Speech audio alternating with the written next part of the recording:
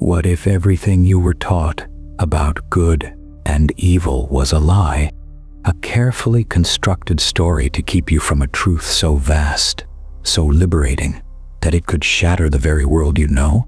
What if the universe you inhabit, with its breathtaking beauty and its unspeakable suffering, was not a divine creation, but an intricate prison crafted by a lesser, malevolent god? By the time this journey ends, you will watch hundreds of men and women walk willingly into a roaring fire, smiling, convinced they have finally escaped that prison. To understand why, we have to go back to where their story truly began. Welcome, seeker of forgotten truths, to the Enchanted Archive. Here, we don't just retell history, we interrogate it. We follow the forbidden footnotes, the burned pages, and the stories the victors tried to erase, to ask a single unsettling question. What if the so-called heretics were the only ones telling the truth? Today, we journey back in time, not merely to witness history, but to touch the soul of a spiritual revolution. We travel to the sun-drenched hills of 12th century Languedoc in southern France. Here, amidst castles and vineyards, a flame of knowledge burned so brightly, so purely, that it threatened to consume the very foundations of the most powerful institution on earth, the Roman Catholic Church. This was the flame of the Cathars. They called themselves simply the bons hommes and bons femmes, the good men and good women. To the thousands who flocked to hear their words, they were living saints, the true inheritors of the message of Christ, walking embodiments of a pure apostolic Christianity long lost to the world. To their enemies in Rome, they were the ultimate heretics, a spiritual plague, agents of Satan, whose beliefs were a cancer that had to be excised from the body of Christendom with fire and sword. But what was this heresy that commanded such love and such hate? It was a vision of reality so profound, so radically different, that it proposed not one God, but two. A truth so dangerous that to even whisper it was to invite a horrific death. Prepare yourself, for we are about to uncover the full, untamed story of the Cathars' ancient heresy, a tale of spiritual rebellion, of a war fought not for land, but for the nature of reality itself, and a secret that may have never truly died. To truly grasp the Cathar spirit, we must first breathe the air of the land that nurtured them, the Languedoc. This was not the grim, feudal north of France. The 12th century Languedoc was a vibrant, tolerant, and intellectually charged corner of Europe. It was a land of the troubadours, whose poetry celebrated not just courtly romance, but a concept they called parage, a nobility of the soul, an honor that came from inner virtue, not from bloodline or papal decree.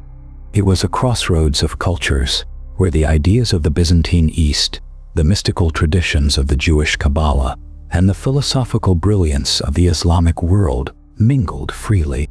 Imagine walking those streets yourself, hearing poetry in a language you barely understand, seeing traders and mystics from distant lands, and feeling deep in your chest that the world is far wider, stranger, and more alive than the church ever told you. This was a society that valued questions over dogma.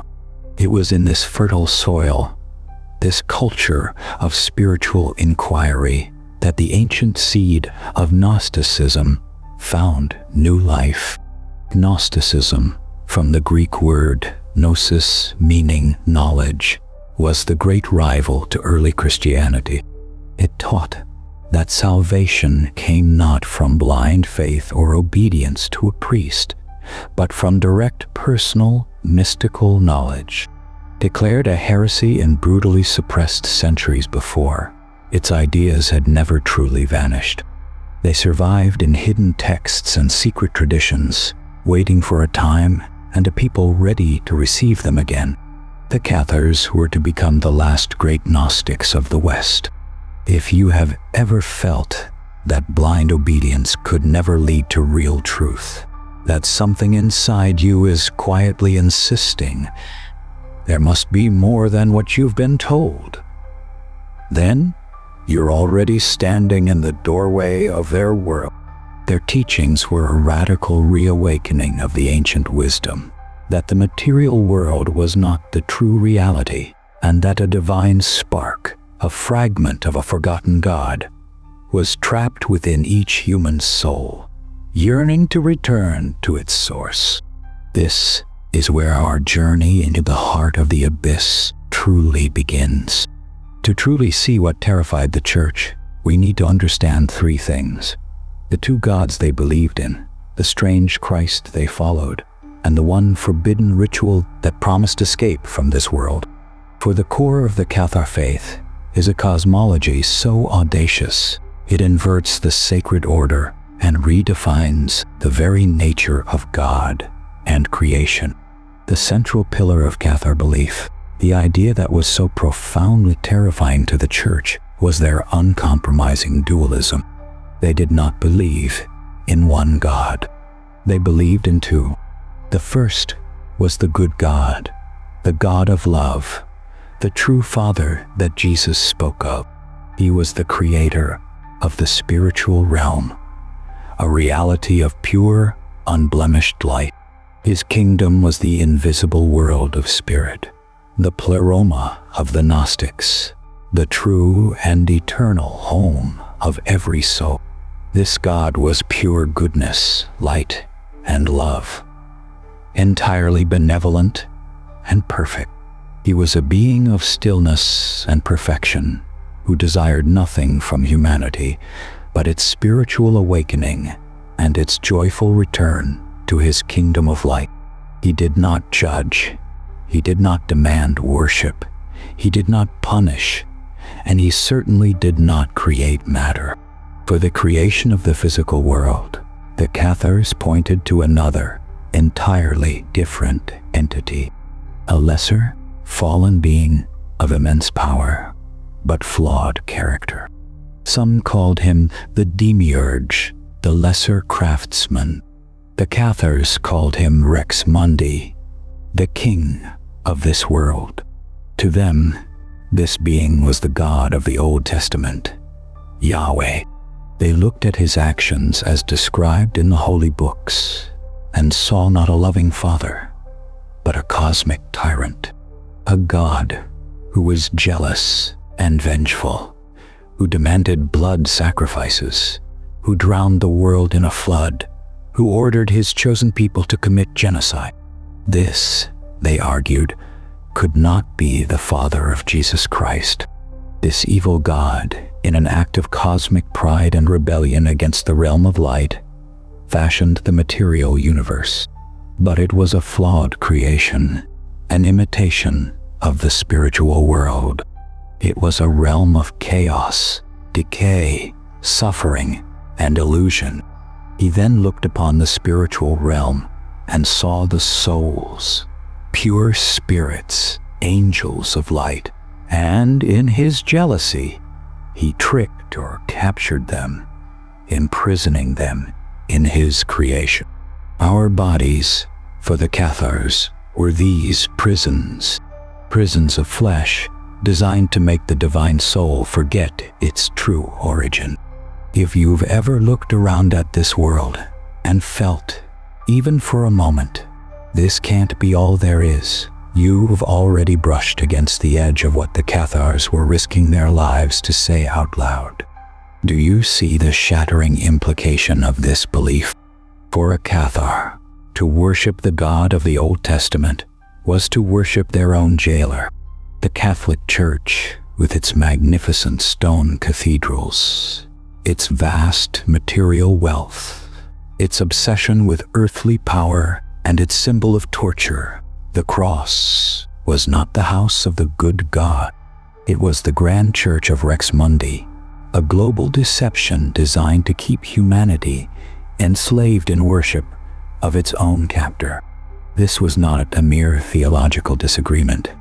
This was a fundamental rejection of the entire foundation of Western religion.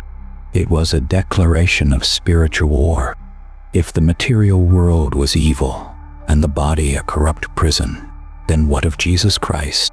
The church's entire theology rested on a single point: that Jesus was God incarnate, God made flesh, who died on a physical cross to atone for the sins of humanity. To the Cathars, this was a logical and spiritual impossibility. How could a perfect emissary from the realm of the good God take on a corrupting, defiling shell of matter? Their answer was a doctrine known as Docetism, from the Greek word dokein, to seem. Jesus, in their view, was a pure spirit, an angel, an apparition. He only appeared to have a human body. He was a divine messenger sent by the good God with one purpose: to teach. His mission was not to die for sins, a concept alien to them, as sin was merely the ignorance that bound you to matter, but to awaken the trapped souls. He came to remind them of their celestial home and to show them the path, the gnosis, the secret knowledge, to escape the cruel cycle of reincarnation within the material prison. Therefore, the crucifixion on the cross held no redemptive power for them.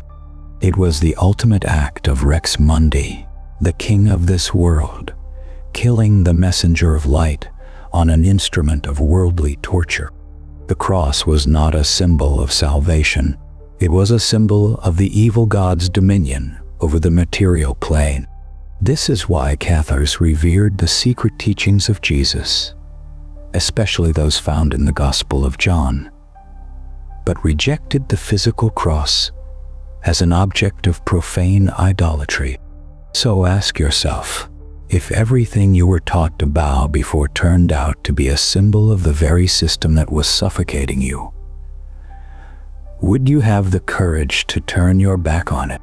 The Cathars believed a soul was an angel, tricked and imprisoned. Death was not an end, but a terrifying revolving door. When the body died, the unenlightened soul was simply forced by the agents of Rex Mundi into a new prison of flesh.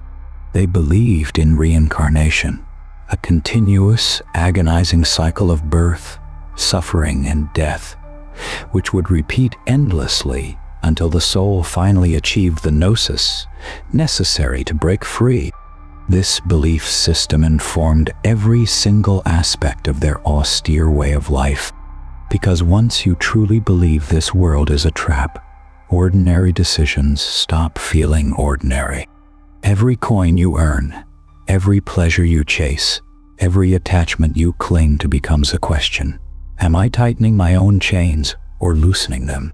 If the body was a cage and the material world a trap, then one must live in it as lightly as possible to sever every chain binding the soul to it. Their ultimate goal was a complete detachment from all worldly desires. Wealth, lust, anger, pride, ambition, all were seen as the chains that the jailer used to keep his prisoners bound. This led them to a life of radical asceticism. They rejected the Catholic sacrament of marriage and abstained from procreation, as they believed that bringing a new child into the world was a cruel act of trapping another divine soul in a new prison. They were strict vegetarians, refusing to eat meat, eggs, cheese, or any product of sexual reproduction, as they believed animals, too, contained these fallen, reincarnating souls. This demanding lifestyle created a two-tiered system. The vast majority of followers were the credentists or believers. They lived in the world, could marry, own property, and work. They were not expected to follow the full ascetic path, but they believed in the Cathar doctrine and gave their spiritual allegiance and material support to the inner circle. This inner circle was the spiritual elite, the perfecti, the perfects. Most people then and now live as credents, half in, half out, believing in a higher truth, but still tangled in the demands of this world. The uncomfortable question is, if you were there, which life would you have chosen? The safe one, or the one that might cost you everything?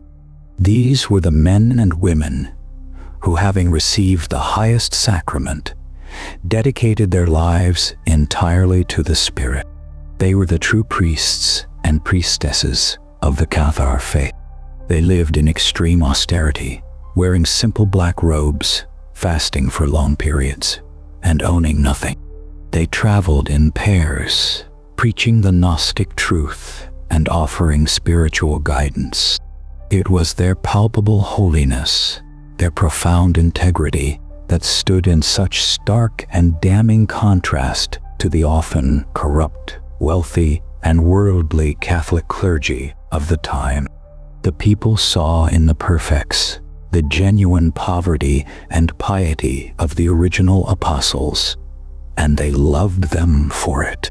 The perfects held the key to liberation from this world, and that key was a single, sacred ritual. The Cathars rejected all 7 of the Catholic Church sacraments as meaningless rituals of the evil god. Baptism with water was useless, for water was matter. The Eucharist, the idea that bread and wine could become the body and blood of Christ, was to them a horrifying form of idolatry and ritual cannibalism. They had only one sacrament, one moment of grace, the Consolamentum, or the consolation. This was not a ritual of matter, but of pure spirit. It was understood to be a direct transmission of the Holy Spirit, a baptism of fire and light. It was performed by a perfect, or a pair of perfects, who would lay their hands and the Gospel of John upon the head of a believer. In that sacred moment, the Gnostic knowledge was transmitted. The soul was believed to be cleansed of all its worldly attachments, reconnected to the good God, and permanently freed from the cycle of reincarnation. Upon receiving the Consolamentum, a believer became a perfect, committed to a life of absolute purity until death. Any transgression of their vows, eating meat, touching a member of the opposite sex, telling a lie, would break the seal of the sacrament, and they would have to receive it again. For most credents, who could not live such a life, the Consolamentum was received on their deathbed. This was the Consolamentum for the dying, the final and most precious gift. It was the ultimate liberation, the absolute guarantee that when they drew their last breath, their soul would not be dragged back into another fleshly prison, but would finally, gloriously, ascend back to the kingdom of light, to its true home. This ritual was the beating heart of their faith. It offered a direct personal experience of salvation that required no priest, no church, and no pope. It was a path of freedom, a promise of escape. And it was this promise that made it so powerfully attractive to tens of thousands, and so mortally dangerous to the established order. A faith that calls the Pope's God a demon and the cross a symbol of tyranny cannot be tolerated forever. For decades, the Catholic Church tried to stamp out the Cathar heresy through debate and missionary work, but the faith only grew stronger, its roots sinking deep into the culture of Languedoc. The local lords, like the powerful Count of Toulouse, were tolerant, protecting the Cathars among their subjects. The breaking point came in the year 1208, after the murder of a papal legate named Pierre de Castelnau. An enraged Pope Innocent III had enough. He declared a crusade, but this was a crusade of a new, terrifying kind. Its enemy was not a foreign infidel in a distant land, but fellow Christians in the very heart of Europe. He offered the rich, cultured lands of the heretic lords of the south to any northern French nobleman willing to take up the sword for the church. It was a holy war that was also a nakedly political land grab. What followed was 20 years of what can only be described as a Holocaust.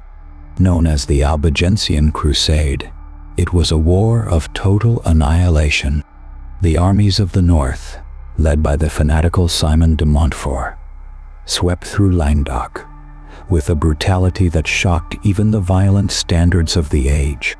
At the town of Béziers, in the year 1209, the Crusaders breached the walls. When the papal commander, Abbot Arnaud Amaury, was asked by a soldier how to distinguish the Catholics from the Cathars among the terrified populace, he uttered the infamous and chilling words, "Cadit eos, novit enim dominus qui sunt eus." The entire population of the town, up to 20,000 men, women, and children, was massacred in a storm of bloodlust. This was not a war against an army. It was a war against an idea. And when an institution can no longer control an idea with sermons and threats, there is only one tool left in its hands. What follows is not just history. It is a warning about what happens whenever power feels its story slipping away. The ultimate target was always the perfect. Whenever they were captured, they were given a simple public choice: renounce their faith and kiss a wooden cross, or be burned alive. Almost without exception, they chose the fire. Eyewitnesses describe them walking calmly and joyfully into the flames, singing hymns, utterly convinced that this final, agonizing act of material destruction was their soul's triumphant, final liberation from the prison of flesh. After years of savage warfare, the Cathar faith was shattered and driven underground. Their last great bastion was a remote, wind-swept fortress perched atop a sheer, dizzying mountain peak. The castle of Montségur. This is the mountain we hinted at in the beginning. The place where hundreds would decide that burning alive was preferable to living one more day in a world they believed was ruled by a false god. It became a sanctuary, a symbol of defiance, and the final cathedral of the Cathar Church. In the spring of the year 1243, a royal army of 10,000 men laid siege to the mountain. Inside were a handful of soldiers and refugees, and most importantly, around 200 Cathar perfects. For 10 long, grueling months, through a bitter winter, they held out against impossible odds. Finally, in March of the year 1244, when their position became untenable, they were forced to negotiate a surrender. The terms were simple. Anyone in the castle, soldier or refugee, could go free provided they confessed their sins to the Inquisition. For the 200 perfects, there was no such offer. Their fate was sealed. The stake. They were given a 2-week truce to put their affairs in order. During this fortnight, something truly extraordinary happened. Several of the soldiers and believers inside the fortress, knowing the fate that awaited, came forward and asked to receive the Consolamentum. They chose, with their eyes wide open, to become perfects and join their spiritual guides in the fire. On the morning of March 16th, in the year 1244, over 200 Cathar perfects were marched down the mountain. They were not dragged. They went willingly, without chains. At the base of the mountain, in a field that is still called the Prat dels Cremats, the field of the burned, a massive pyre had been constructed.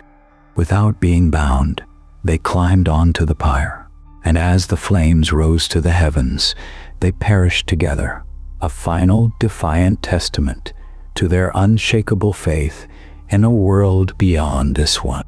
Legend, however, whispers a final mystery. On the night before the surrender, it is said that 4 perfects escaped down the treacherous cliffs, carrying with them the sacred treasure of the Cathars. Whether this treasure was gold, the secret writings of their church, or perhaps even the legendary Holy Grail itself, no one truly knows. But the legend speaks to a deeper truth, a powerful idea. A true spiritual fire can never be fully extinguished by force. The fires of Montségur marked the effective end of Catharism as an organized religion. The newly formed Inquisition, a machine of terrifying efficiency, ruthlessly hunted down the last remaining believers over the next century, until the faith of the good men and women vanished entirely from the visible pages of history. Or did it? The story of the Cathars is a brutal, tragic, and profound reminder of what happens when a spiritual ideal of liberation collides with an empire of worldly power. They were destroyed, their books burned, their memories slandered and erased, and yet their fundamental questions echo with an unsettling power through the centuries. Is this material world truly our home, or is it a place of exile? Are we something more than just flesh and blood, destined for decay?